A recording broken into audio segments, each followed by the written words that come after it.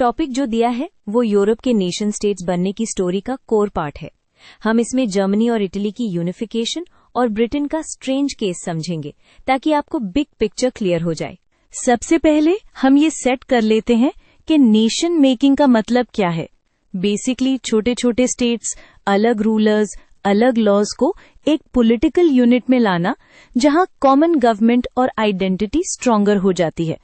अब इस लेंस से जर्मनी, इटली और ब्रिटेन को कंपेयर करना इजी होगा। जर्मनी पर आते हैं। क्वेश्चन में हिंट है, can the army be the architect of a nation? यानी क्या नेशन सिर्फ आइडियाज और स्पीचेस से बनता है या मिलिट्री पावर और वॉर से भी? जर्मनी का केस मोस्टली पावर पॉलिटिक्स का एग्जाम्पल है, जहां आर्मी और स्टेट लीडरशिप ने यूनिफिकेशन पुश की। जर्मनी में की पॉइंट ये है कि प्रशिया सबसे स्ट्रांग स्टेट था। सो नेचुरल क्वेश्चन, यूनिफिकेशन का सेंटर कौन बनेगा? आंसर, जो इकोनॉमिकली, मिलिट्रली और डिप्लोमैटिकली स्ट्रांगेस्ट हो। प्रशिया ने इसी एडवांटेज को यूज किया, इसलिए आर्मी का रोल इतना डोमिनेंट दिखाई देता है। आर्मी को आर्किटेक्ट बोलने का रीजन ये है कि वॉर्स ने मैप को लिटरली रीड्रॉ किया। डिप्लोमेसी और अलायंसेस इंपॉर्टेंट थे, बट फाइनल डिसीजंस बैटलफील्ड और ट्रीटीज से लॉक इन हुए। इसमें एक कॉमन पिटफॉल होता है, लोग सोचते हैं सिर्फ वॉर ही था। Actually war plus smart diplomacy दोनों का कॉम्बो था। अब इटली यूनिफाइड हुआ। इटली में भी फ्रैगमेंटेशन थी, मल्टीपल स्टेट्स, फॉरेन इन्फ्लुएंस और रीजनल डिफरेंसेस। इटली का यूनिफिकेशन एक मिक्स था, पॉपुलर नेशनलिज्म का प्रेशर भी और लीडरशिप डिसीजंस भी। यहां आपको कंपेयर करना चाहिए, जर्मनी में प्रशियाज आर्मी हेवी पुश और इटली में पॉलिटिकल लीडरशिप और मास सपोर्ट का ब्लेंड।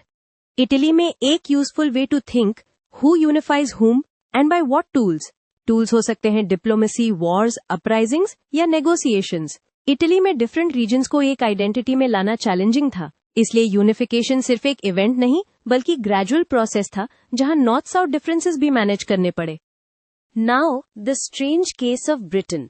स्ट्रेंज इसलिए बोला जाता है क्योंकि ब्रिटेन का nation state formation continental Europe जैसा नहीं था।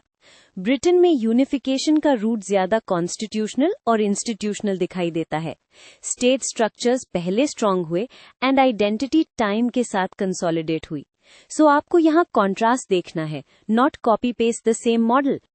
ब्रिटेन को समझने का बेस्ट चेक पॉइंट, क्या ब्रिटेन को यूनिफाई करने के लिए same kind of revolutionary Wars चाहिए थे?